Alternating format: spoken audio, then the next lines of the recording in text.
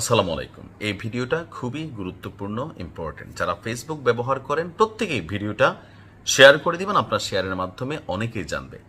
আমার নামে অনেকগুলো ফেক আইডি আছে, তবে একটা ফেক আইডি আমি সবাইকে বলি, নাইম ভাই কুরিয়া নামক যে পেজটা আছে, এই পেজটা আমার আইডি না, ফেক আইডি। এটাতে প্রতিদিন আমার এই লাইভগুলো চালানো হয়, বিভিন্ন আমাদের হাসপাতালের কর্মকাণ্ড চালানো হয়, যেন আপনি বিশ্বাস করেন।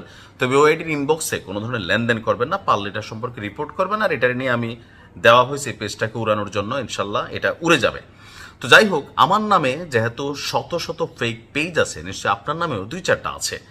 এখন ফেসবুক একটা বিশেষ সুবিধা দিছে, এই যে আগাছাগুলো আছে এগুলাকে নির্মূল করতে আপনার সহযোগিতা প্রয়োজন, অর্থাৎ আপনার আইডিটা ভেরিফাইড করার জন্য। তো আগে ফেসবুকের আইডি ভেরিফাইড করতে টাকা লাগতো, এটা ফেসবুকের একটা বিজনেস ছিল। বাট ফেসবুক সাম্প্রতিক সময়ে ঘোষণা করেছে যে তারা বিনামূল্যে ভেরিফাইড যে পেজ আছে সেটা চালু করবে। এটা অলরেডি চালু করে দিয়েছে, অর্থাৎ অনেকের নামের পাশে ব্লুটিক যেটা থাকে, এআই দিয়ে অনেকেই এই মুহূর্তে ভুয়া প্রোফাইল, ছবি, অনেক কিছু দিয়ে আপনার সেম টু সেম অনেক কিছু বানাচ্ছে, যার কারণে মূল আইডির যে মালিক আর এআই এর যে মালিক এটাকে পার্থক্য করা কষ্টকর। ফেসবুক ভেরিফাইড নামক এই বেসটা পাওয়ার জন্য আপনাকে কি কি করতে হবে? প্রথমত, সেলফি ভিডিও সম্পন্ন করতে হবে, অর্থাৎ আপনি আপনার আইডির মধ্যে ঢুকলে যখন ভেরিফাইড অপশনটাতে ঢুকবেন, সেখানে বিভিন্ন ধাপে আপনার কাছে অনেক কিছু চাইবে। ফেসবুক বলছে এই বেস দেখাবে যে সংশ্লিষ্ট প্রোফাইলের পিছনে সত্যি একজন আছেন, অর্থাৎ এটা ভুয়া বট বা থাকে না যে ফেক না, যিনি যাচাই প্রক্রিয়া সম্পন্ন করেছেন। এটি মেটার paid subscription service Meta verified থেকে আলাদা, অর্থাৎ অনেকের টাকা দিয়া যেটা করতেছেন এটা একরকম, এটা আবার আরেক রকম। নতুন ফেসবুক ভেরিফাইড বেসটি বিনামূল্যে দেওয়া হবে এবং এটি সাধারণ ব্যবহারকারীদের জন্য চালু করা হচ্ছে। তো আসুন দেখি এর বিস্তারিত।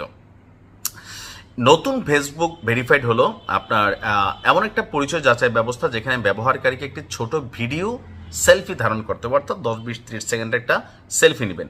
মেটা সেই ভিডিওটি অ্যাকাউন্টে থাকা বিদ্যমান প্রোফাইল ছবির সঙ্গে, অর্থাৎ অনেকের যে ফেক ছবি দিয়ে চালান, তো এখন ধরেন আমার নামে যদি কেউ একটা চালায়, তা আমি যেটা দিব এটা কিন্তু পাবলিকলি প্রকাশিত হবে না, শুধুমাত্র মেটা বা ফেসবুকে দেখতে পাবে। তাহলে ফেসবুক দেখবে প্রোফাইলে থাকা আমি বা এই বিভিন্ন সময় ছবি আপলোড করা আমি, আর এই মানুষটা এক কেনা। যদি আমি সেই ব্যক্তি হই তাহলে আমার আইডিটা সঠিক আর বাকিগুলা ফেক।